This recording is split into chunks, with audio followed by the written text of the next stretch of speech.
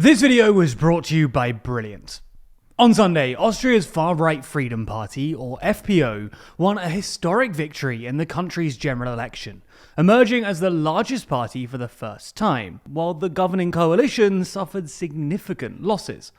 So in this video, we're going to go through the results, explain the rise of the FPO, and why the party might actually struggle to form a government.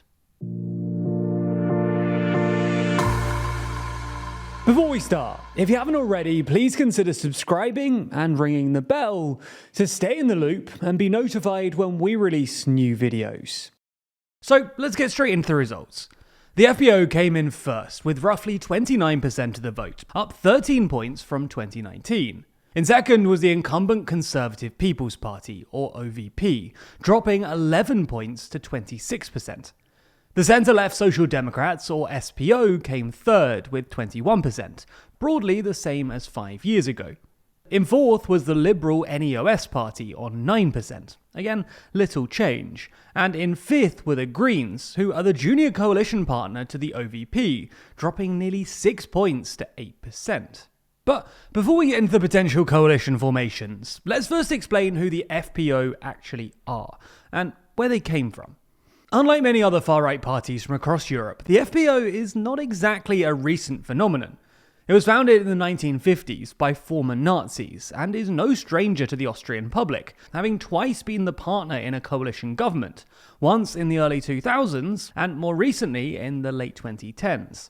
Anyway, back to its history. Having been a relatively marginal opposition party for a few decades, the FPO veered sharply to the right in the 1980s, under the leadership of the young and radical Jörg Haider, whose nationalist, anti-migration and anti-EU views helped grow the FPO until it came a strong second in 1999, with nearly 27% of the vote, beating the mainstream conservative OVP for the first time. The two parties then formed a coalition, though not with Haider at its head, and the inclusion of the FPO in government prompted much international outcry, and Austria's fellow EU members sanctioned the country and effectively cut diplomatic ties. This first stint in government was marred with infighting, and the FPO lost significant support in the 2002 election, and the coalition eventually collapsed in 2005, and the party underwent a split. The FPO, then led by Heinz-Christian Strache, would eventually re-enter government with the OVP in 2017, having done well in an election dominated by immigration, a boon to the FPO, who over the years had honed its anti-immigration and anti-Islam rhetoric. This new coalition, though, under Chancellor and OVP leader Sebastian Kurz, lasted less than 2 years, ultimately collapsing due to the so-called Ibiza affair, which saw secret recordings emerge of FPO leader Strache offering public contracts to an alleged niece of a Russian oligarch in exchange for electoral assistance. At a snap election in 2019, the FPO's support dropped 10 points, and the party was once again relegated to the opposition, as the OVP eventually formed an improbable coalition with the centre-left Greens. After the pain of 2019, though, the FPO's fortunes have evidently been turned around for a few reasons. First, the party's leader, Herbert Kickl, who took over in 2021, is an adept sloganeer, having been Jörg Haider's speechwriter back in the day. Kickl is unsurprisingly not without controversy, though. Just some recent examples include past comments in which he opposed deeming Hitler's Waffen-SS collectively guilty and pitching himself as a prospective People's Chancellor, a term used by the Nazis for Adolf Hitler, though the term has been used by others since.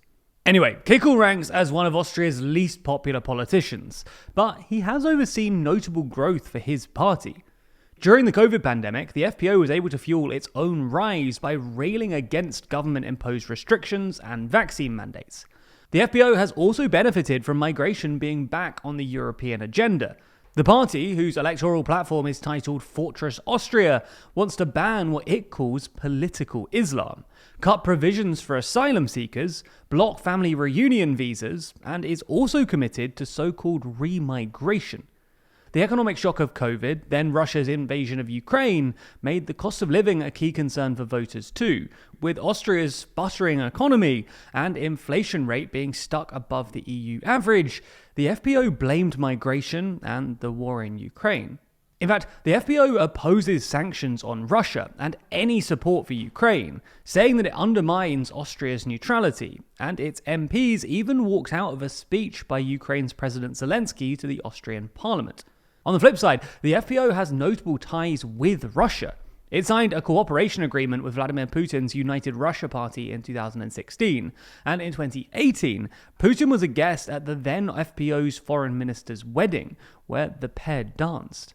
Anyway, while the FPO has enjoyed growth over the past few years, polling shows that the same was not the case for most other parties.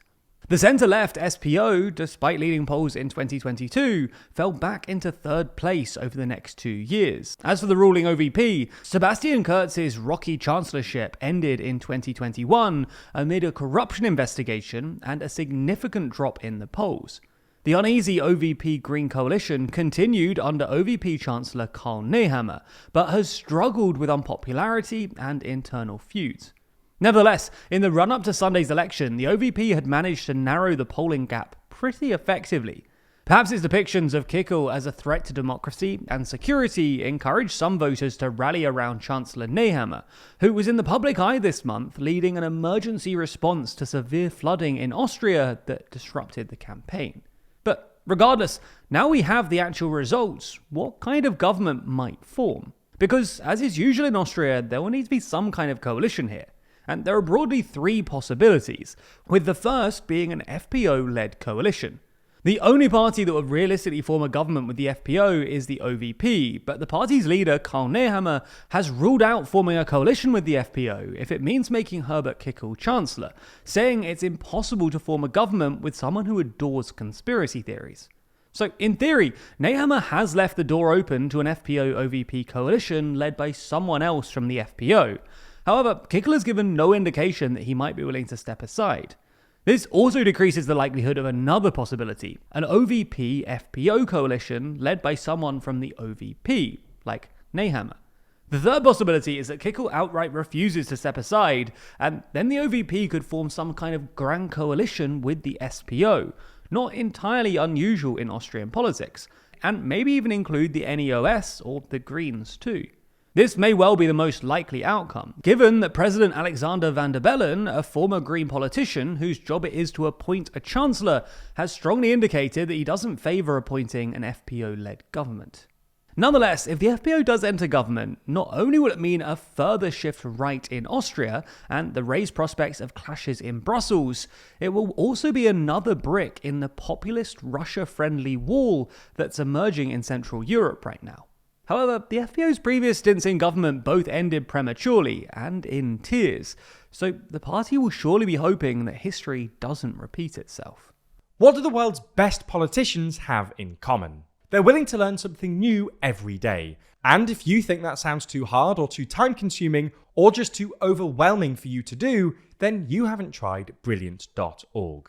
Brilliant is where you learn by doing, with thousands of interactive lessons in maths, data analysis, programming, and AI. Like I said though, the real value here is that you can do this easily every day, truly committing to lifelong learning. Slowly, over time, you'll not only pick up new skills or get better at maths, but you'll also feel the satisfaction that comes with bettering yourself and staying ahead. For instance, if like many world leaders, you want to get better at handling finances, you might want to check out the ton of new data science content Brilliant has just released, all of which uses real-world data to train you to see trends and make better informed decisions. They're perfect for learners of any level to start or continue learning data analysis, with a full suite of new content covering data visualizations, algorithms, regression models, and more. Plus, you can gain additional insight by working with real datasets from sources like Airbnb, Spotify, Starbucks, and more. To try everything Brilliant has to offer free for a full 30 days, click on the link in the description.